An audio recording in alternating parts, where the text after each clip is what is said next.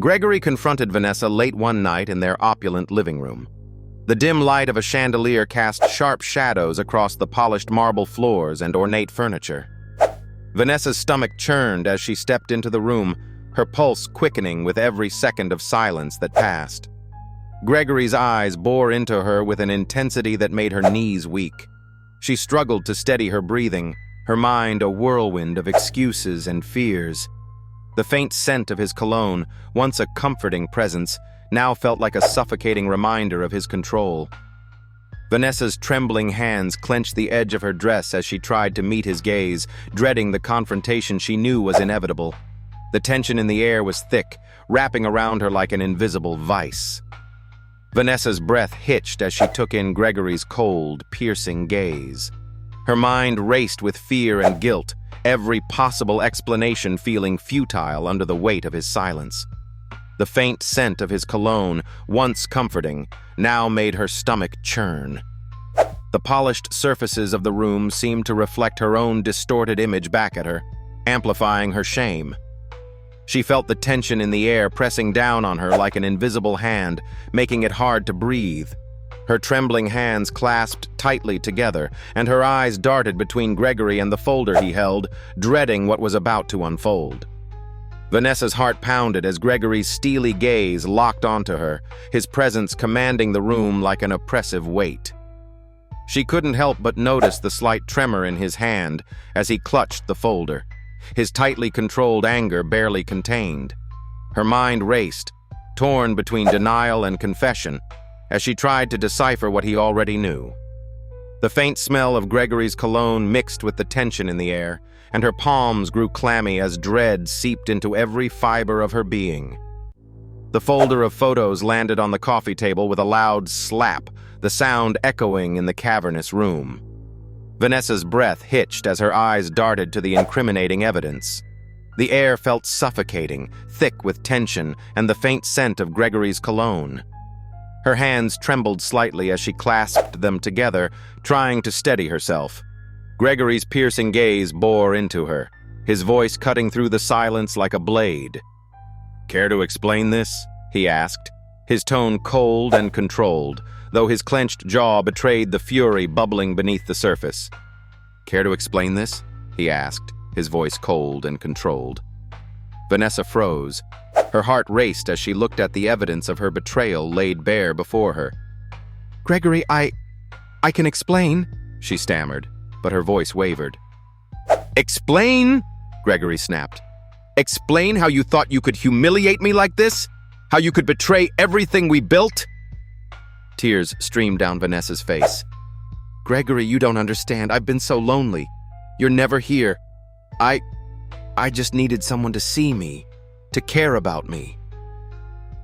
Gregory's anger flared. "And you thought a boy with a makeup kit could fill that void?" The confrontation ended with Gregory storming out of the room. Vanessa was left trembling, unsure of what would happen next. Gregory, however, had no intention of letting the affair go unanswered. He began to scheme, using his wealth and influence to make Julian's life difficult. Within days, Julian's bookings began to dry up, his reputation inexplicably tarnished in the beauty world. Vanessa noticed the change and realized Gregory's hand was behind it. Desperate to protect Julian, Vanessa decided they needed to leave. She proposed running away, starting fresh somewhere far from Gregory's reach. Julian hesitated but ultimately agreed. They made plans, dreaming of a life free from the shadow of Gregory Caldwell. But Gregory wasn't finished. Over the following days, he stewed in his anger, meticulously planning his next move. He replayed their confrontation in his mind, the humiliation he felt burning like a slow fire. Gregory's meticulous nature extended beyond business. He was a man who always stayed 10 steps ahead. He made discreet phone calls, ensuring his staff would be absent that evening, and reviewed security footage to track Vanessa's movements.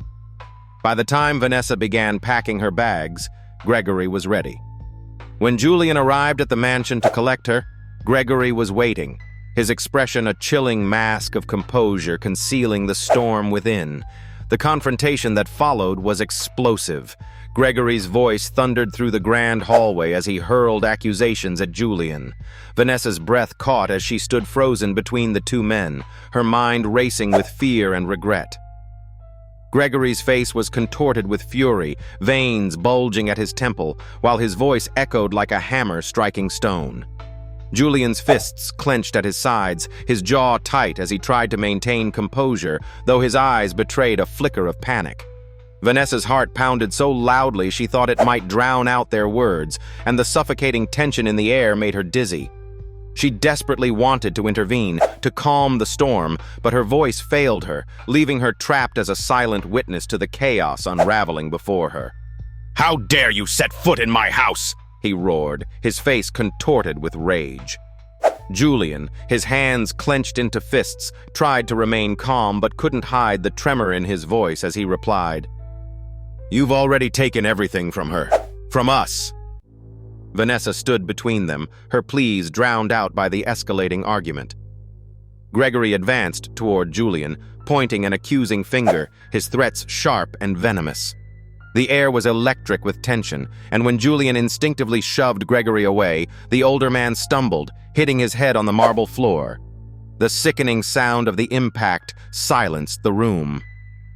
Vanessa's scream pierced the heavy silence as she dropped to her knees beside Gregory's lifeless body, while Julian stood frozen, his breath coming in shallow, panicked gasps. When the dust settled, Gregory lay lifeless on the marble floor. Julian stood over him, his hands trembling, blood splattered on his shirt. Vanessa screamed, her mind unable to process what had just happened. They both knew there was no escaping the consequences of this night. They staged the scene to make it look like an accident, but the evidence was damning. The police investigation uncovered inconsistencies in their story, and witnesses placed Julian at the mansion that evening. The trial that followed was a media spectacle, drawing crowds and dominating headlines for weeks. A dramatic turning point came when the prosecution unveiled a voicemail Gregory had left hours before his death, pleading with a close friend for help and expressing fears for his life. The courtroom fell silent as the chilling recording played, Gregory's voice trembling with desperation. This revelation, coupled with a heated cross-examination where Julian faltered under questioning, painted a damning picture. Gasps rippled through the audience, heightening the tension and solidifying the case as one of betrayal and premeditated tragedy.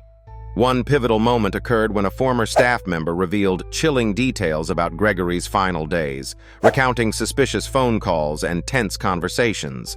The courtroom collectively held its breath as a dramatic cross-examination forced Julian to admit inconsistencies in his account of the night in question. The prosecution's climactic reveal of Julian's fingerprints on a shattered glass found at the scene left Vanessa visibly shaken, her composed facade cracking for the first time. This, combined with the emotional testimony of Gregory's grieving brother, shifted the atmosphere, painting a damning picture of betrayal and premeditation. Tension peaked during a key moment when a prosecutor dramatically revealed Julian's fingerprints on a shattered glass found at the scene, linking him directly to the altercation. Vanessa's composure broke when a series of intimate text messages were read aloud, painting a vivid picture of their forbidden romance. Gasps filled the courtroom, and Gregory's family sat stone-faced, their grief palpable. Outside, protesters waved signs denouncing greed and betrayal, while others argued passionately on talk shows about whether Vanessa was a victim of neglect or a manipulative conspirator. These explosive revelations and public debates only added to the trial's notoriety, cementing it as one of the most scandalous cases of the decade. The courtroom was a whirlwind of tension, with reporters jostling for space and spectators craning their necks to catch every dramatic moment. Vanessa's stoic demeanor contrasted sharply with Julian's visible unease, and the prosecution wasted no time painting their affair as reckless and selfish. Gasps rippled through the audience when damning text messages were displayed, revealing their plans to escape together. Outside, public reaction was a frenzy of judgment and debate. Protesters held signs decrying the moral decay of the wealthy, while others sympathized with Vanessa's plight, calling her a victim of an unloving marriage. The media thrived on the drama, spinning tales of betrayal, wealth, and murder that kept the nation glued to their screens. Every sordid detail of their affair and Gregory's death was laid bare, from secret rendezvous to the violent confrontation that led to his demise. The courtroom buzzed with murmurs as Vanessa and Julian's text messages were read aloud, painting a picture of forbidden passion and growing desperation. Public opinion was divided. Some saw Vanessa as a trapped woman seeking solace, others as a cold manipulator. Gregory's family sat in the front row, their grief palpable, while tabloids spun lurid stories of wealth, betrayal, and murder. The intense scrutiny left Vanessa and Julian isolated, their every move dissected by the media and public alike, amplifying the weight of their guilt and the devastating consequences of their choices. In the end, Vanessa and Julian were both convicted. From their prison cells, they wrote letters to each other, each word heavy with regret and longing. Vanessa often recounted the evening they danced together in her garden under the glow of fairy lights, a moment of pure happiness that now felt like a cruel mirage. She confessed her anguish at how their love, once a refuge, had spiraled into tragedy. Julian's letters reflected his deep remorse, often revisiting the day he first realized he loved her, a memory that brought him equal parts joy and despair. Together, their words painted a picture of what might have been, their hopes and regrets intertwined in every sentence, serving as both comfort and torment in the solitude of their confinement. Vanessa poured her heart onto the pages, recounting memories of their stolen moments together, the quiet lunches filled with laughter, the late-night whispers of dreams they once thought possible, and the tender moments when Julian would brush a strand of hair from her face, his eyes filled with affection. She wrote about the first time they dared to speak openly about their feelings, how it felt both terrifying and freeing, and how those moments seemed so far removed from the chaos their love had created. Each letter revisited these fragments of happiness, tinged with regret and the haunting realization that those same memories had paved the path to destruction. She agonized over how those tender moments had spiraled into chaos, questioning how their love, so full of promise, had led them to such darkness. She wrote of her regret at ever believing they could escape unscathed, her words raw with guilt and longing. Each letter reflected her yearning to undo the past. If this story kept you on the edge of your seat, don't forget to like, comment, and share.